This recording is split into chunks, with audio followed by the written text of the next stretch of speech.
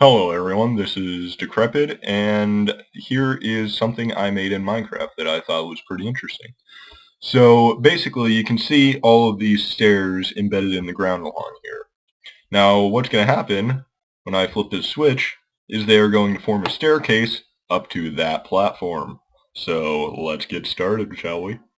So the switch has been flipped, and you can see it all elevate.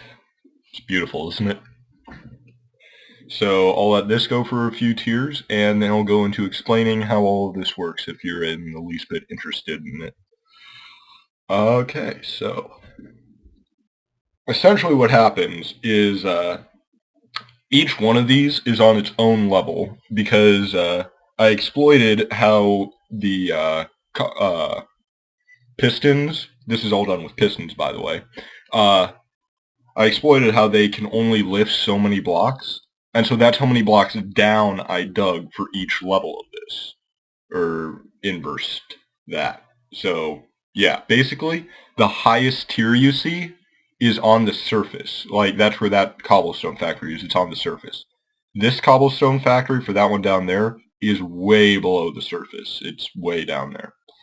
Okay, so this is done now, so I'm going to go ahead and flip this switch off because I get 2 more FPS. Sorry about the FPS. I do have a computer that can manage this much better, but it is currently broken.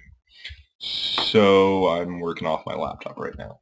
So I'll go ahead and show you the circuitry I use, and it is all down in this hole.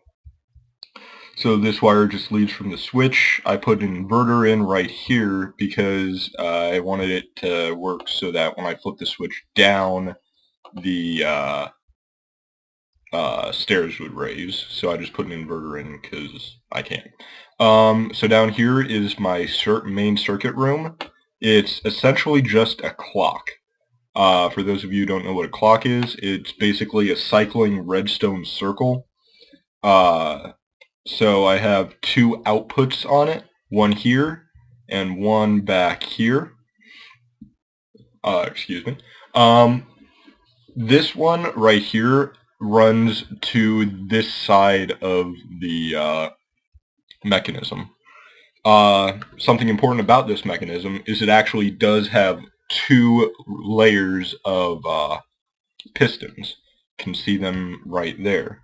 There's one here, and then one over there. So basically what happens is they're all cobblestone factories. So the first piston here holds back water. There is water directly above my head, right there on the other side of that piston. So that holds back the water. That over there is the primary piston.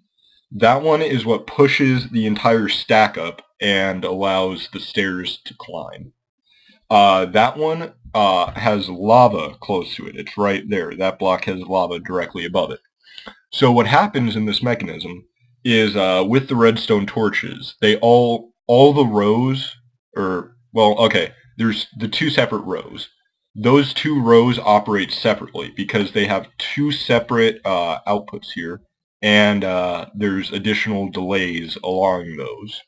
So I've got these delay switches to lengthen the clock cycle, and then I've got individual delay switches on these, on the outputs here, so that the separate sides can function properly.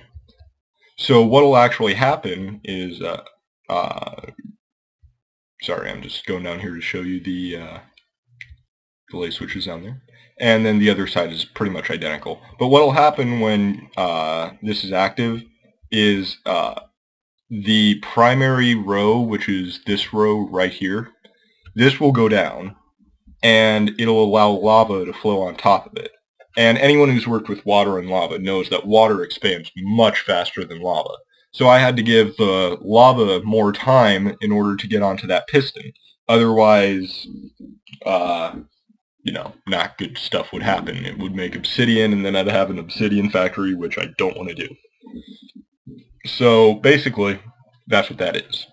So that's how all this works, and it's the exact same for both sides. A lot of this was just trial and error to get the timing correct, because timing is huge in this. I do have some concept models that display what I said more clearly, and I can go show you those now. So let's go ahead and run over there. Back out the way we came in.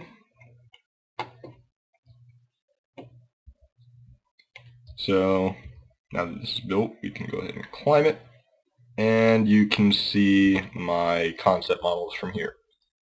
That one directly underneath me, that's just a clock with a lever on it. I just wanted to see if it would actually work the way I wanted it to, and it did, so I kept that, and that's what you just saw.